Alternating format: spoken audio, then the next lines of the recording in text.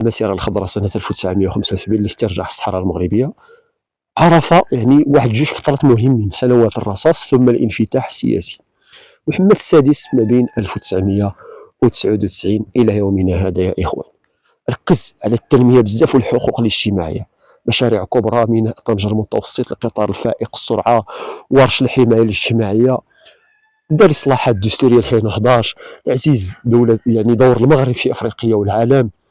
وهكذا الإخوان. بخلاصة عطيتكم واحد التلخيص مهم وبالدارجة، باغي يعرفوا غير اللي يسمع هذه المعلومات، ونتمنى الا كان شي ملاحظات خليوها في التعليق. بخلاصه اخوان، التاريخ ديال المغرب هو واحد القصه ديال واحد الحضاره وصمود، من الامازيغ القدامى الى الدوله الاسلاميه، ومن مقاومه الاستعمار الى بناء دوله عصريه مستقله، وبلد عريق جمع ما بين العروبه والاسلام والامازيغيه، وظل دائما حرا وسيد نفسه.